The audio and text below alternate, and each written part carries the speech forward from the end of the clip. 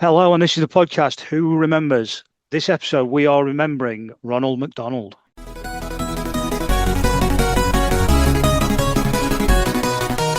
The very first draw in Britain's new national lottery. Sinclair believe their C5, Britain's first mass-produced electrical car, and something called the internet. Got sharking, festive, but none of the locals go paddling.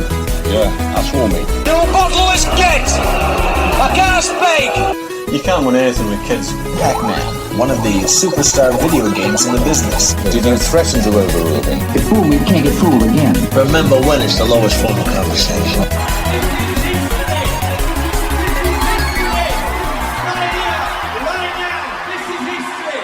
So this was originally an idea, sort of, from Sam, who does the Wonderful Pinch magazine and podcast. And he asked us to do Captain Birdseye, but we've changed the title because Captain Birdseye is still going. So it won't really work as a Who Remembers Captain Birdseye. To be fair, we didn't know that, so we thought, we could remember Captain Birdseye. But then, you've looked into it, and we'll keep you on tenterhooks with that one. We might discuss a bit of Captain Birdseye, but he's still around. So what we're going to do in this one, realistically, is go through some food mascots. Some of them are still around, I suppose, but I suppose it's just food mascots that we remember from his childhood. And obviously the most famous one is Sir Ronnie McDonald, isn't it? 1963 he started, Ronnie. Yeah. When did... obviously America. I was going to say, where did they start out? Because famously Mike Parry was first person served in the Russian McDonald's, wasn't he? Yeah, so the Russian McDonald's opened in, 89, 90, something like that. And Mike Parry, he says this anyway, he claims that he was the first person to get served at McDonald's in Russia. I highly doubt that. I can't see how he's never made anything up before, though, has he? No, that's true, to be fair. You've got to take his word for it, haven't you? So people might be listening, especially older people, saying, what are you on about? He's still going, Ronnie McDonald. 2016... McDonald's told customers Ronnie would be taking a hiatus following a disturbing killer clown craze. That actually was originated in Britain. And it saw pranksters jump out at people dressed as spooky clowns. The statement on the McDonald's website at the time read, "We are afraid that Ronald McDonald no longer appears in McDonald's UK advertising, but he's still very busy working for us." So you won't get him anymore. They put him in kitchen then. Yeah, well, it says he says he remains a figure in the Ronald McDonald House Charities logo, but he's been stripped of his arm features. Have you seen the first one?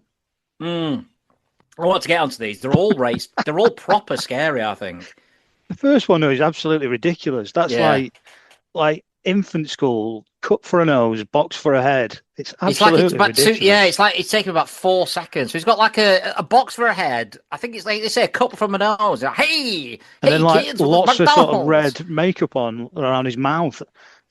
Ridiculous. Yeah. But look, we'll start with Ronnie though. Like I say, would you say he's the most famous food mascot of our time? Yeah, I mean, we briefly discussed some others that I'm not sure you're leading this one, so I'm not sure where we're going to get. But we certainly said the Colonel from KFC. He's quite iconic. He's still going though, isn't he? I mean, he's dead, but he's still going. His big face is still over everywhere, isn't it? Yeah, I think Frank Skinner often reminds people on his podcast that he was buried in his full white suit. But is that true? Apparently so, yeah. Why would he make it up? But then I think, yeah, exactly, yeah. I think you did suggest maybe they should have put him in portions and battered him. Imagine that. I also said that, because if I've just made that up, that's a horrible joke. But yeah, I'm pretty sure I've heard somebody say that somewhere, so it's not my fault. Brilliant. But like you say, I think I've sent you an advert. I'm trying to think of others that we haven't mentioned. I mean, there's a few we're going to get to, like in terms of cereals. Yeah. But yeah, I think in terms of restaurants, I think you're probably right. Ronnie.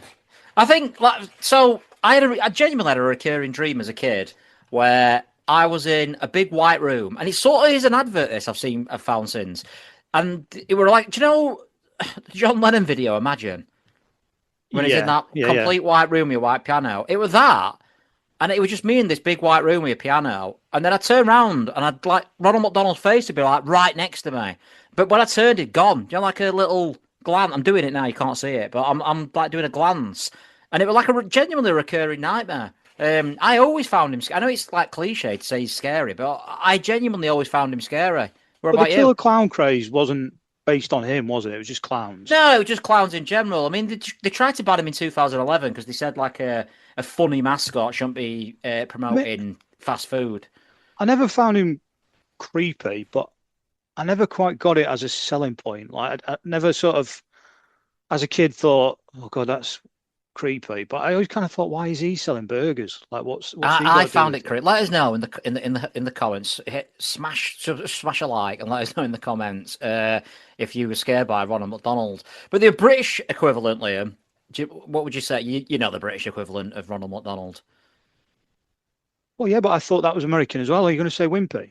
Yeah, no. Mr. Wimpy started the first person. He was the first person to serve hamburgers in the UK in 1935, and there's still 60 Wimpys across the UK, which surprised me.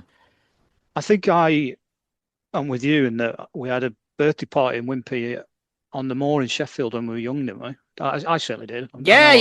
And he turned up, Mr. Wimpy. Obviously, if people don't know where Mr. Wimpy, I'm sure he's British. He is British, isn't he? Well, Wimpy as a restaurant isn't, so I don't know why Mr. Wimpy would be a British thing. I've got him dressed in a Beefeater's outfit. He doesn't dress like that, does he? Yeah, it's something like that. He's got like a big hat low down on his head. He's quite a sort of squat little man, isn't he?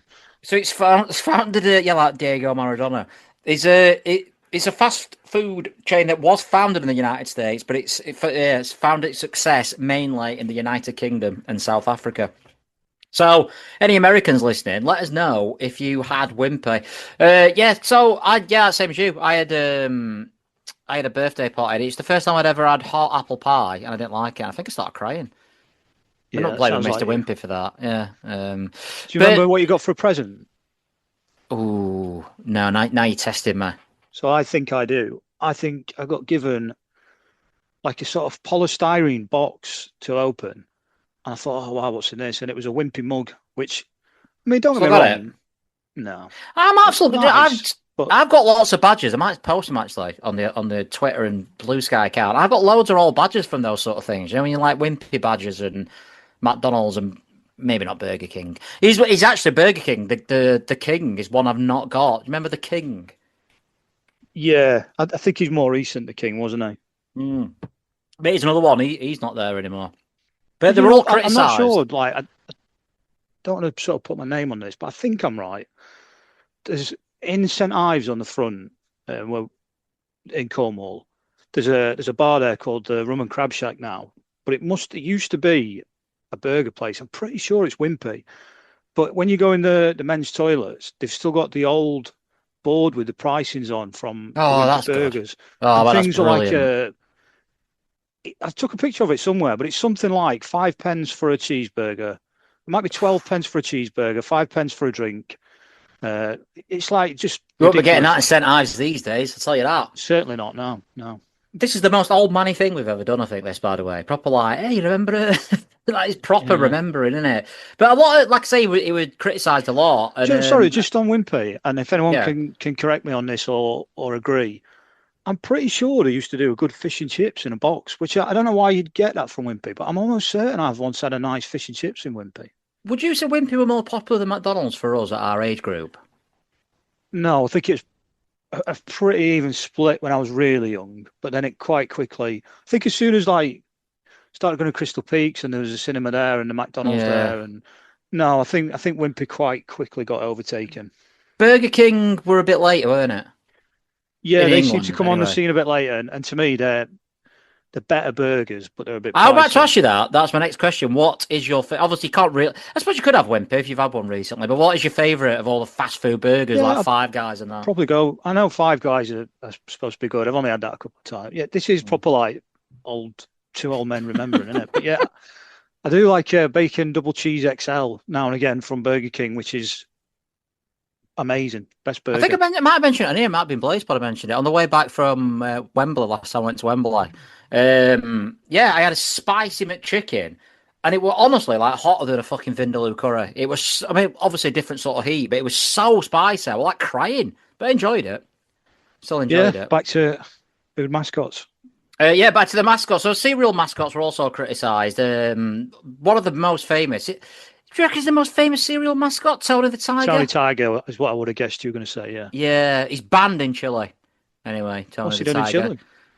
Just because the consumption of sugar-sweetened drinks dropped by 25% in 18 months after Chile banned him, because they said this cartoonish figure, obviously promoting such a sugary snack as Frosties, which I forgot he did Frosties until I looked it up. I don't know what I'd have said. Yeah, and I suppose, because straight away I thought, what's he got to do with Tony, how much sugar's in him? It's not his fault. But I suppose what they're saying is, it's creating a cartoon character for kids for such a high sugar product, isn't it? It's not Tony's fault.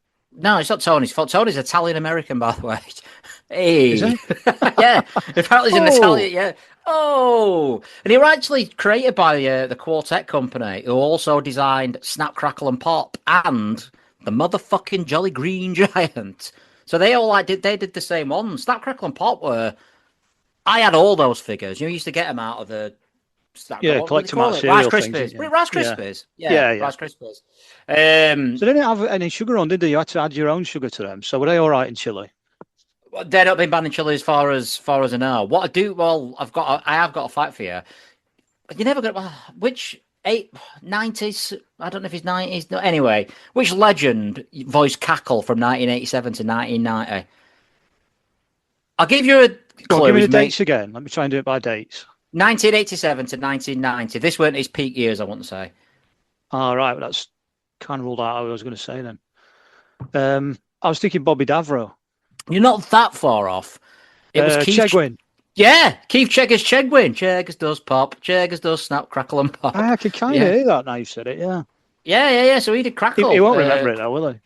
Well, not now. Well, obviously not now, but I mean, even in his later years, he famously don't remember years of his life, does he? Yeah, because that is a mad interview. Should probably cover that, actually, when he does This Morning.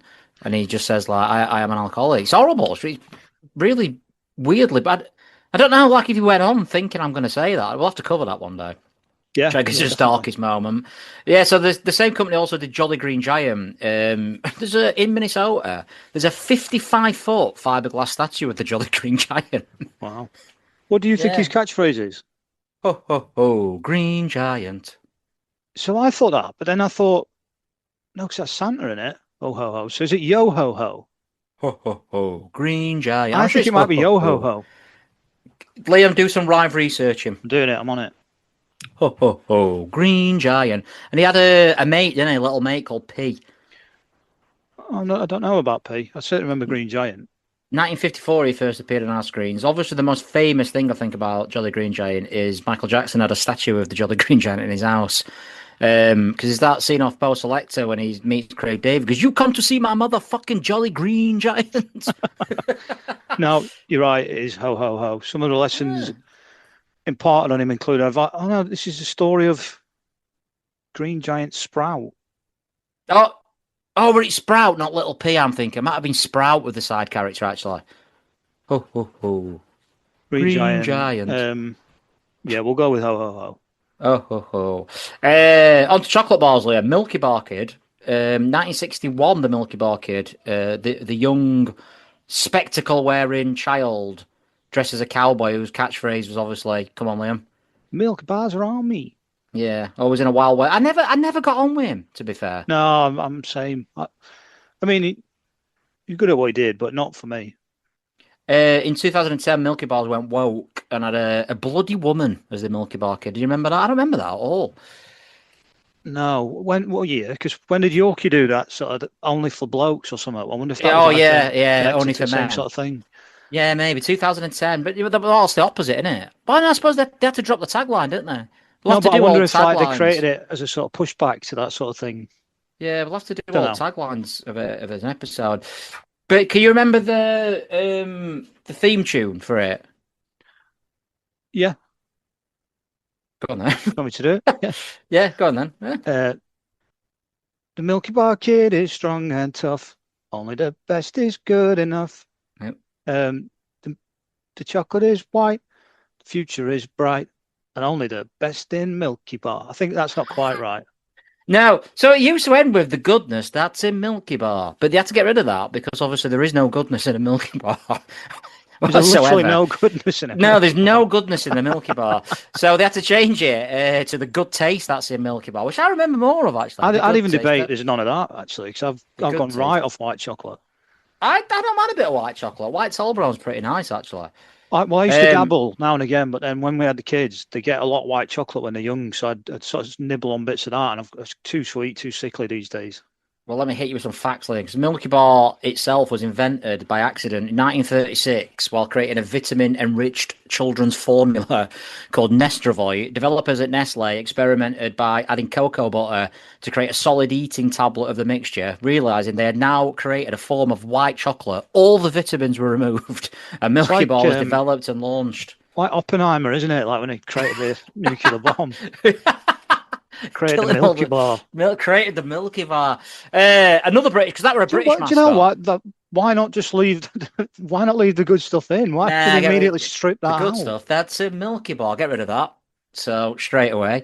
Another British mascot, as we talked about earlier, is Captain Birdseye. So this is the episode we're going to be called this because this is what we got requested. But like I say, we didn't want to call it because he's still going. Sam, who messaged me about it, said he basically just started off as a randy pirate, and then now he's like this sort of, I don't know, like sort of really like sort of proud old pirate, isn't he? Like, do you know what I mean? Like a really sort of cool pirate. Well, I had a look. I don't know how randy he was, but the first one, the one we would have remembered. So John Hewer played him from 1967, I think. 1967 to 1998. Yeah, and that. But then I somewhere in my head have sort of mixed him up with this sort of pirate type figure, but he's not. I know he's a bit more madcap than the sort of calm modern version, but that doesn't. Who are we mixing him up with then? Who's the sort of slightly crazy pirate type man? No, I think it's him. I think it's him. Yeah, and I think they just changed him now to. It's like a rugged, dark-haired man now, anyway, with designer stub holes. Do you know what I mean? To be fair, John Hewer, who played him, in 1961 was in a film called Striptease Murder, so you could see the sort of that pirate seediness. He was actually killed off in 1971, and he had an obituary in the Times, but they brought him back in 1974. Did you know? Him and Harold Bishop. Died, Bishop. They needed to bring him back. That was so weird, that Harold Bishop storyline, where he did miss for like 4 years and he had amnesia, and then. I don't know, he came back and he's also on a Salvation Army band or something, so he remembered everything. Yeah, didn't he fall in the sea and he just... You should get him on here. Who remembers? The Bishop. In the UK, obviously, the big sitcom Only Fools and Horses, I'll give it away. What did Derek Trotter once call Uncle Albert? John Hewer? No, obviously that'd have been a much... Imagine how fucking more subtle, niche of a joke. Yeah. Yeah, imagine how much of a niche joke that'd have been if we started calling him John Hewer. Where is he? I like John Hewer. What? Doing that. What do you mean, Doughboy? What do you mean about Doughboy? The ones that I will be watching a lot of, genuinely, are the Tetley Tea folk, who obviously Tetley Tea, because they're obviously really broad joke. Remember them? Cartoons. Yeah, but I'm sure when you mentioned this, you mentioned the monkeys as well, but you're getting mixed tips, up. Aren't they? Yeah, you're getting mixed up with your teas, mate. Tetley Tea folk and PG Tips had the gorilla. I think we talked about it on a Maidley pod, actually.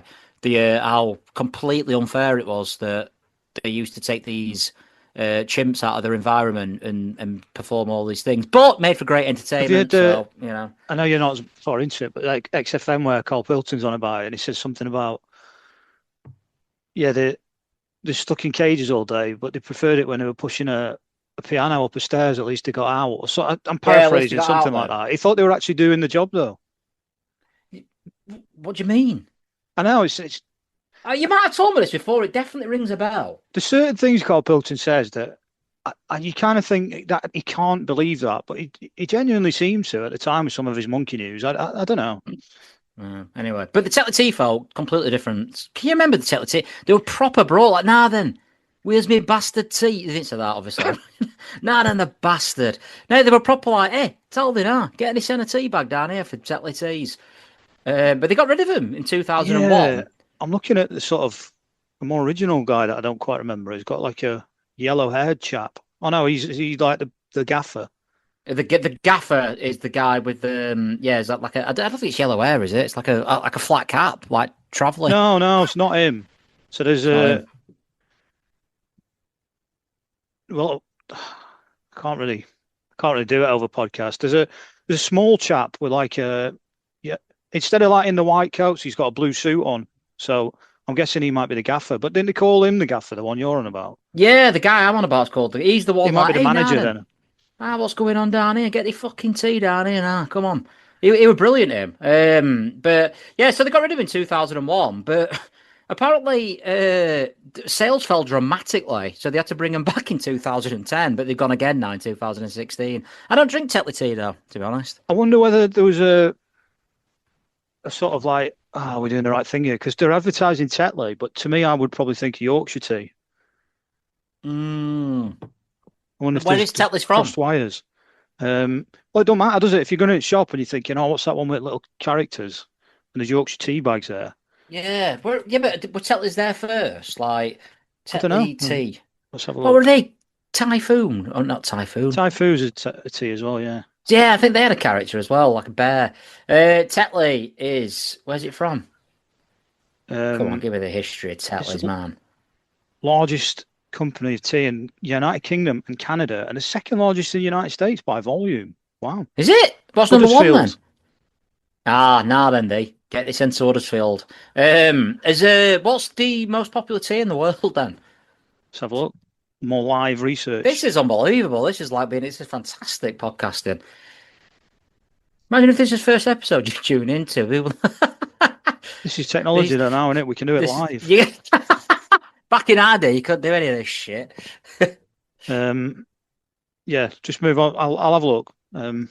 Yeah, well, but yeah, I mean, I think I have like that red tea. But I'll have any tea though, to be honest. I haven't really got I'm more of a coffee man than a tea man, if I'm going to be completely honest. It's like a John Shuttleworth show, this. I'm not keen on any hot drinks, to be honest. What? Any? What about hot chocolate? A nice cup of cocoa? No, I don't really go for hot drinks. I like it to be nice and cold. I think hot chocolate looks really nice, and then when you drink it, you're a bit disappointed. Yeah, because when they make it, it's sort of all frothy, and you think, it looks lovely that, but it's not. It's just flat underneath it. I prefer Horlicks. I could find like the ranked teas, but that's not really what we want, is it? We want best selling. Best selling tea brand. Let me have a look. I'm on yahoo.com for some reason. I don't know how I got onto that, but I wonder what the Chinese are buying. But they love it, don't they? Down there. Lipton. The world's best selling tea brand is Lipton. Don't they do iced tea though? And that's cheating, isn't it? Yeah, it's cheating that, isn't it? Yeah, to be fair. Let me just. They do normal tea as well. They do normal tea as well. Are they allowed to win then? Yeah, we'll give it them. Yeah, Lipton. Have you ever? I don't like iced tea at all. I'll tell you that. Well, yeah, I like cold drinks, but not hot drinks masquerading as cold drinks. So no, it's weird. I don't know if I've ever had it, to be honest. Have you got any other foods like that? I hate hot tomato, but I love cold tomatoes. And then, but on the opposite side of that, I like, what's the other one? I've never heard hot tomato referred to as a thing, to be honest. Fried tomato, you know what I mean? Well, yeah, like cooked tomatoes. Not a big fan of that, but I like them cold. I kind of think there's something. I prefer cold. You'll carrots. have a bit of tinned tomatoes on a breakfast, won't you? No, I'm not really that interested, to be fair. Not bothered? No, not interested. Should we move on? Yeah, it's time. So I'm gonna a couple of controversial ones here, which didn't know how to touch on, but we'd like to take a risk. So from 1946, Uncle Ben's stir-fried rice. Well, is it stir-fried rice or is it just rice? Uncle Ben's rice, innit? Yeah, but I think they did sauces and other things. Yeah. I think they were like, just a selection of rice-based things, I think. So they carried the image of an elderly African-American man in a bow tie called Ben. But in the aftermath of the murder of George Floyd, Mars, that's the company that do Uncle Ben, or what's not known as Uncle Ben anymore, said that it would be evolving the brand, including the logo. The move followed just hours after Pepsi changed its logo for Aunt Jemima brand, which I don't remember Aunt Jemima, due to accusations of racism. And advertised on 23rd of 2020, they replaced the name Uncle Ben's with what's now just called Ben's Original, which I'd never have guessed that. I would never have guessed that were not called Uncle Ben's anymore. And what's the accusation of racism then? That they just I don't made get up this. a guy to sell it. So it's an African. If I'm being ignorant here, let me know, please. Because presumably that's a real man that they paid to use his image. Or not? No, this is the thing that they say that no one's actually quite sure who this Uncle Ben character is. I don't know if it's racist. Is it racist? I don't see why it is, but somebody somewhere obviously thought it was. I don't know. Explain. I'll tell you what. If you're listening. I'll tell you what, it's definitely racist.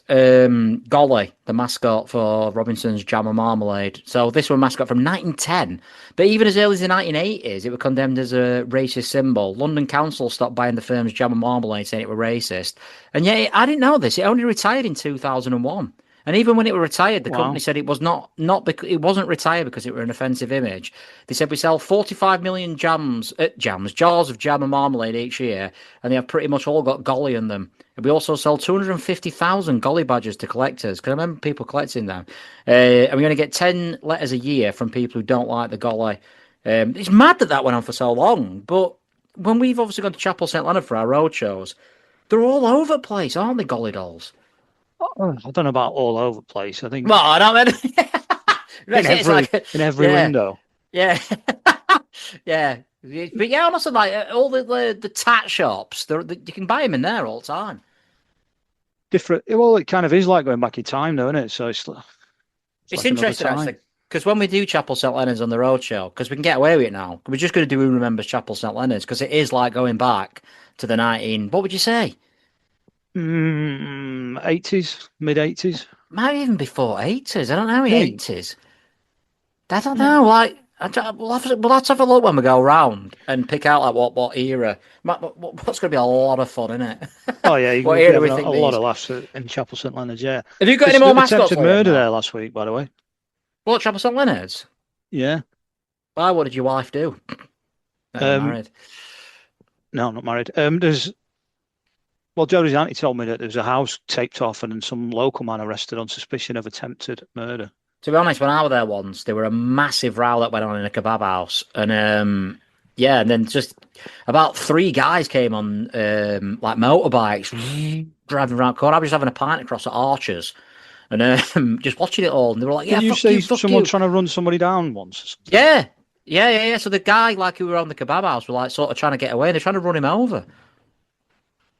Madness. It's like being back in the 80s.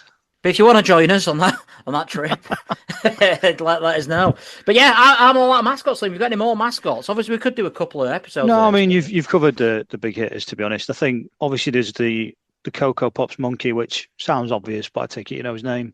Yeah, Coco. Yep. There was the I'd forgotten this one, but do you remember the Honey Nut Loops emblem mascot, whatever you want to call them? Was it a bee? It was a bee, yeah. Don't know what it's called though. I've got a feeling it was Loopy, but I've not written it down. That rings a bell. What about obviously we didn't talk about the honey monster. Somehow he's still going, even though he's like the most promoting honey. He's called the Honey Monster, and he's like still on your screen. Yeah, I don't think honey's like. I mean, don't get me wrong. I'm not saying they're good for you, but I think there are some health benefits to honey, isn't there? They must be clinging onto that. The best thing about Honey Monster is when he did that album with Kevin Keegan. Advert with Kevin Keegan. Album with Kevin Keegan. He did release a song, didn't he, Kevin Keegan? Head Over Heels. Not with the Honey Monster. Not with Honey Monster. There's that advert for Sugar Post where he's a footballer for some reason, Honey Monster, and Keegan goes, 1-0 down or whatever. I had to bring the big man on. He comes in and scores an header. Got a lot of time for the Honey Monster, I have to admit. Apologies, by the way. It wasn't Loopy. It's Honey. Oh, no, wait a minute. Hold on. They've gone woke. Oh, here we go. What do you mean? It was Loopy, and he has now been replaced by a female character called Honeybee. They're always getting bloody involved, aren't they, women? Always have to get involved. The other one I thought was the Nesquik bunny. I don't know what it's called though. Nesquik. Yeah, Nesquik. You know Nesquik. Yeah. Nesquik, They were. Speaking of that, they were the caramel bunny, weren't they? Because didn't. Oh, that she was really fit. Yeah, but didn't someone say like they had her in like the top 10 female sexy characters or something? Do you remember our mate Tom, who threw him under the bus here? Don't listen, I don't think, so it's fine. Yeah, it's fine. Yeah, but although I think does his boss. Well, He's got something on him if you ever play as well. I think we were talking about top 10 sexiest cartoon characters, weren't we? Yeah, with Damon Stag do, and we were saying. As you do, this is what lads get up to. Lads chewing the fat. It's a bit laddish, but this is what it is. But yeah, and like someone had sort of said, obviously, Who Framed Roger Rabbit, whatever she were called. I think somebody said April Jessica O'Neil Rabbit. Everyone knows Jessica Rabbit. April O'Neil. I quite like Jasmine from Aladdin. Or Belle, actually. Belle. But yeah, and then Tom went, tell you, is nice. That Nala from Lion King. So he picked just a female lion. No, it weren't that. I'm sure he said Pinocchio. What? That'd be absolutely ridiculous. I'm sure he said Pinocchio. He said Nala. I think we might have laughed and said you might as well say. Is it Pocahontas, who's a woman? Well, he might have said that as well, but the joke was when he picked the female lion out of the Lion King. I'm sure he said he fancied Pinocchio. You might have been laughing because you thought Pocahontas was Pinocchio. It's better if he fancied Pinocchio. To be fair, I'm not sure which is madder out of Nala, a female lion, or Pinocchio. We'll have to get him on next week and say, come on, Tom, which is the best, Pinocchio or the fucking female lion? I don't think there's anything wrong with a female lion because obviously if you... Yeah, but it's a lion. The rest are playing women. Yeah, but that was the point. The Cadbury's what's-her-face, the bunny rabbit. Well, I suppose, but sort of the personified her and sort of it wasn't just a rabbit. This is a lion. This is just a lion. It's not like it doesn't. They've not changed it to make it look like a person. I'm looking at the Cadbury's caramel bunny rabbit now, and yeah, they've obviously made. She's got like makeup on and that. Yeah, you try to make it look sultry, aren't they? I mean, it's a bit like if you had Chitara out of Thundercats. Not on my street, but I could kind of get where you're coming from. But Nala, look at Nala from Lion King. It's literally just a lion, isn't it? It's just a lion. It might as well just be a photo of a lion. Oh God, he's made a right error there. Kim Possible. I mean, either he said that or Betty Boo. That's another. Hang on, we're in another episode here. We could easily do sexiest cartoon characters. Daphne's in there as well. Looking at Dora the Explorer. Not for me. Would we have to cover the alternate view? Would we have to cover the male characters? Well, yeah, we can get our first female guest on and do what they think. I imagine they'll like. Do you reckon they won't like Shaggy, will they? Who would they like? He-Man. What about He-Man? He's a sexy young man, isn't he? Yeah. I know. Save it for another day, I think. Anyway, right. So that's mascots. We might go back to that. I can't believe our food mascots has gone that sort of like 90s lads. Like it started off as like two old men going, you can still get these, can't you? And then at the end we're like fucking back. We've like gone to 90s with load of magazines. Men behaving badly. Oh, is that? Have I got news for you? Very similar, but you can't do both those theme tunes. And what's have I got news for you? Yeah, you can't do it. You just did it, but it's very similar, isn't it? No, that's my Behaving Badly again. It's not. No, it is.